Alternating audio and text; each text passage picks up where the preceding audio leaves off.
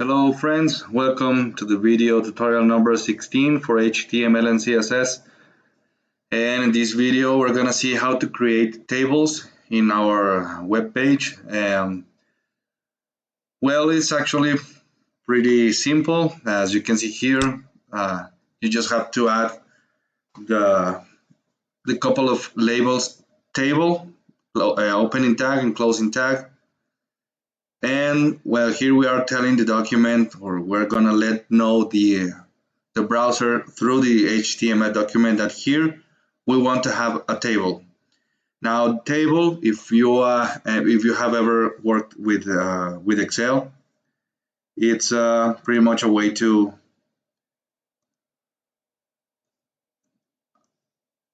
arrange our information in rows and columns. It's pretty much a two-dimensional grid, if you will, to put your data. So here is what we're gonna do, but using HTML. So here we're gonna let the browser know, okay, inside of this table, here I'm gonna have my first row. And inside of that row, we're gonna have the th is the header of the table. So it's pretty much kind of like the title of the information that is gonna be contained in that column. So here I'm gonna make a table of my favorite rock bands. I'm just gonna put a few of them. So here I'm gonna have 3 columns. So the first header is gonna have the band, the name of the band. The second is gonna have the origin, or where the band is from. And in the third one is I'm gonna place who is the lead singer. And well, just the difference, you see here we're going to have the headers, but then in the next ones, instead of the heads or headers, we're just going to have data. But it's pretty much the same. I'm going to have to put a row and then table data for the band name, a table data for the origin, and a table data for the singer, and so on. So here I got a little bit ahead because, well, it's too much typing. It's pretty simple, but it's just too much typing. So make it a little bit shorter. Hopefully everything is lined up. I think so. Let's save this and see how it renders. I'm gonna launch this in Chrome. So here it is. We can see we have the band and all the band names, the origin, and where I mean all the cities, and the lead singers. Here on purpose I did this, I leave this in Spanish because, as you can see here, this letter in Spanish is called the ñ. So it's pretty much this N, but with what is called the tilde, this small symbol on the top of the N. But if we go again to the web page, it displays this.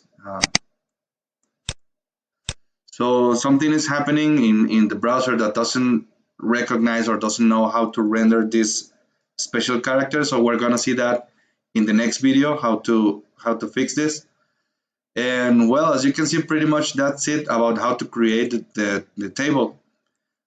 Just put your table row and then add your data. So in this case, I have the heads first. I have the band, the origin, the singer, and then well, just make sure that you are populating your data in that particular order so you don't have mixed data. And well, I forgot something here.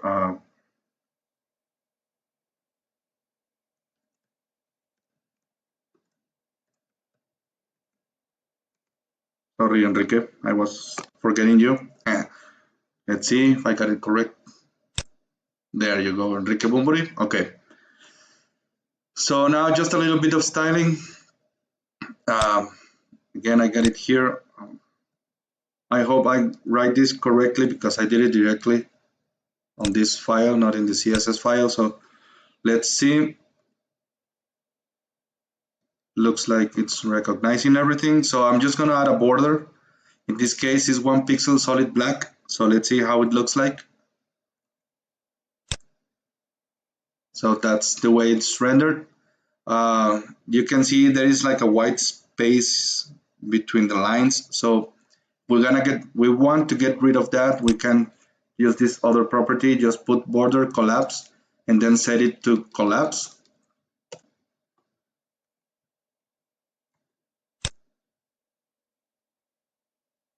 I think I misspelled something. Okay, let's do it.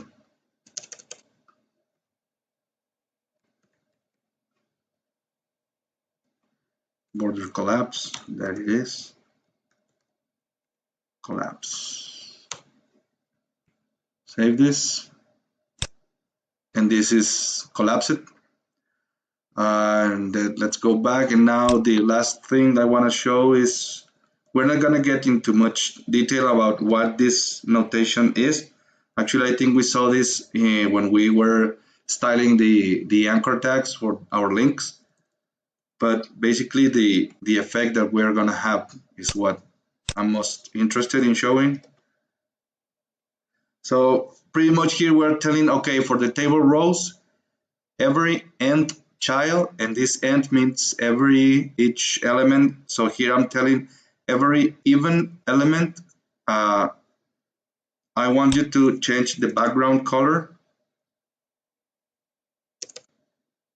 and set it to this gray color. So let's save this, refresh, and there it is. So it makes especially when the table starts growing, it's kind of hard to distinguish. So now it's easier to separate each line or each row. Now if I don't want the evens, I can also use the odd elements,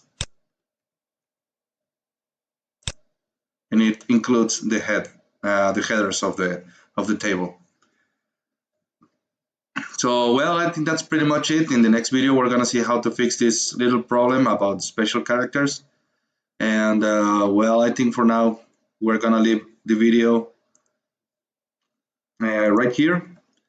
So as always, thanks everyone for watching. Please don't forget to subscribe. Don't forget also to share the video, and I'll see you on the next one.